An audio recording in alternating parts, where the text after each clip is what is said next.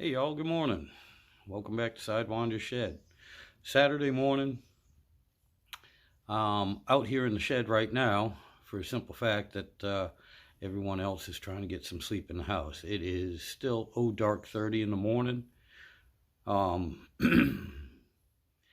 just couldn't sleep anymore, so I came out here, and I know I haven't put up a I have not put up a video in a while. So I'm going to give you another little short video, and this one's going to focus on the Speedmaster air gap intake that I got for the Dodge 350 LA that I'm rebuilding. One of the things I wanted to say is when you're building an engine, and the guys that do this all the time, they know this. The major parts, especially if you're not building a real big hot rod or anything like that, but everyone thinks, oh wow, you had that whole engine apart and you had to do this, that, and the other thing. Must have cost you a fortune. Not really. Not really. To be honest with you, most of the major things that you need, again, unless you're going custom and building a big hot rod, but if you're even just doing a mild upgrade, comparatively speaking, they're not that bad.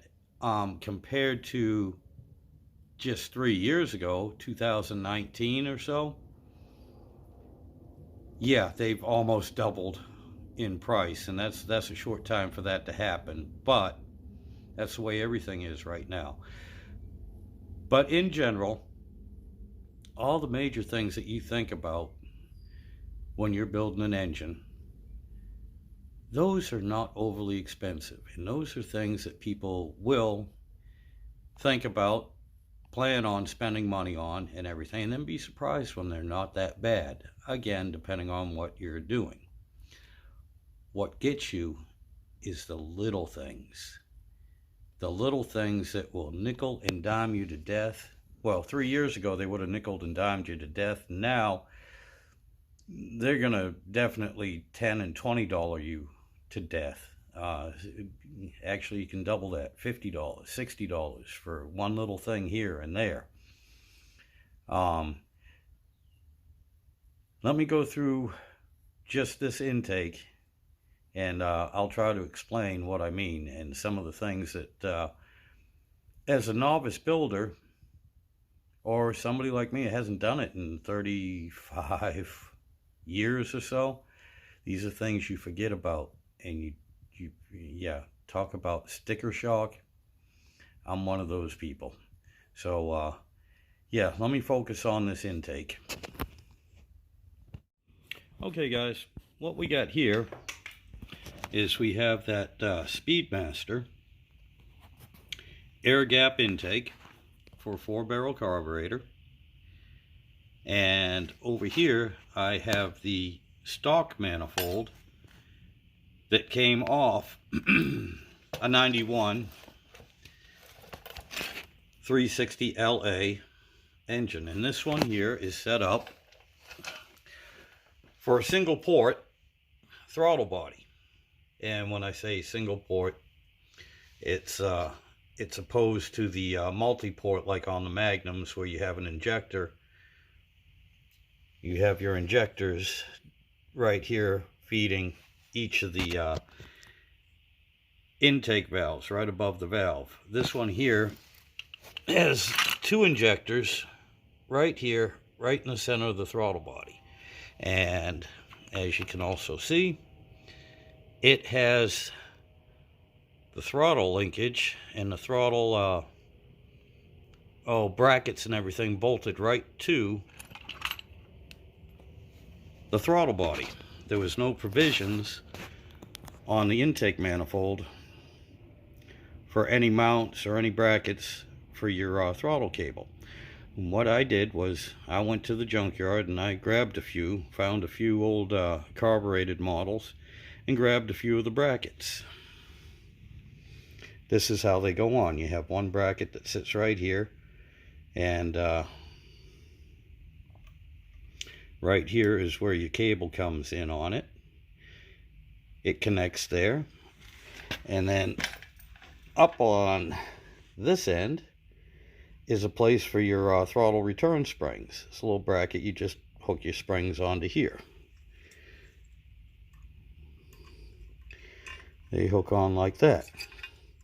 So no big deal. That was junkyard part. They do make universal kits, and everyone has all sorts of kits for this. If you're a good fabricator, you can make them yourself.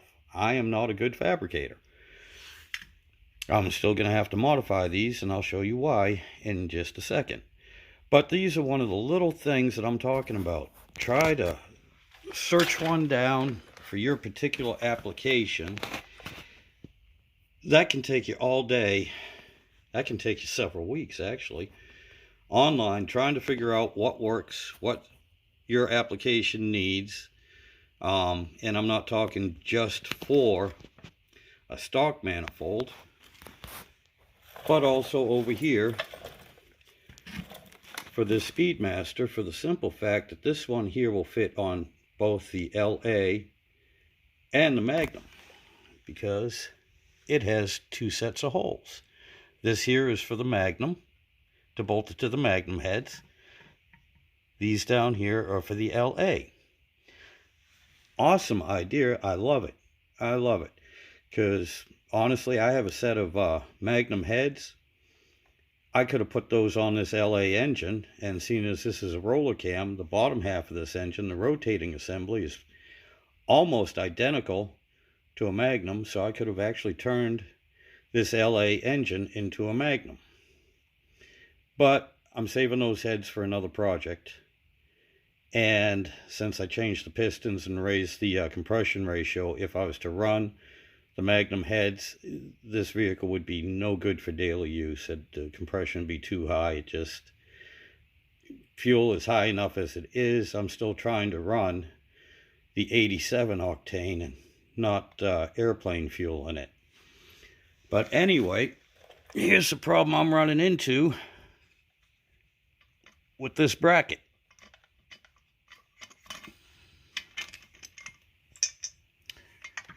As you can see, it fits real nice right there. I bring it over to this side, and we have a bit of a problem where it won't lay flat because these bosses are in the way. Now I could put a spacer in there, or I might grind these down, or I might do a combination of both. This is just aluminum. And like I said, I really don't need these right here. So we'll see. But that's some finagling, that's some customizing I'm going to have to figure out. I don't even know if these brackets are what I need for my throttle setup to begin with. That's something I'll have to figure out. But that's a little thing that when you're doing an engine, especially for us new guys that don't do it all the time, these are little things that you run into that very, very few other videos I've seen. I mean, they might mention a little bit and go, well, yeah, I had to customize this, and they show you the finished product. And you're like, well, how did you do it? How did you find this out? Well, they have experience, or they had somebody help them. Speaking of help, here's another thing that's specific to this Speedmaster intake manifold that took me a bit of research to figure out myself, is right here, the thermostat housing. Now I have several intake manifolds, and not a single one of them had the right thermostat housing size, because all of my intake manifolds are from the 1980s. This one I did find out is sized for a small block Mopar 1978 or before. I'm just going to say 1978 because that's what I ordered here. And this is an aluminum thermostat housing. And I also get Thermostat, because they're different sizes. So I got a Thermostat for a 1978 Mopar small block. So I hope that helps somebody out. It'll save you some time searching for it. 1978 will fit. Another thing I take for granted, and even when I was a mechanic, never thought about it. This little vacuum fitting right here. I don't even know what you call it. We refer to it as a tree, a vacuum tree, and one that screws into the manifold, okay? I don't know if it has a real name or not. But using that description and looking for it through all these automotive places, O'Reilly's, Napa, AutoZone, Advance Auto, nobody carries them. Trying to go to directly through Dodge in the dealership, no, they had no idea what I was looking for, because they just look up part numbers on the computer. So I haven't had a chance to talk to a real mechanic that has any idea what I'm dealing with. But also for some internet research, those things are hard to get a hold of. They do make aftermarket ones. They don't look like that, but they will work. Okay? And they run anywhere from $30 to $70. I'm not paying $30 or $70 for a little vacuum tree. Like I said, I have 3 of these manifolds. I managed to get one off intact. So that saved me some money right there. And I'll be honest with you, on my setup, that's for the power brake booster. And then only one of these are used, and I can't remember which one. So they do sell one like this. It would have worked.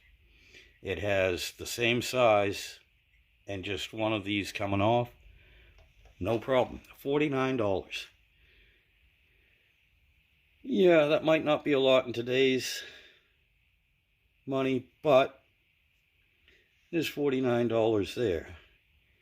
$30 here, $20 there. Next thing you know, you're up to another $300-400 just for simple little things like that. Another one right here. This is for my heater hose.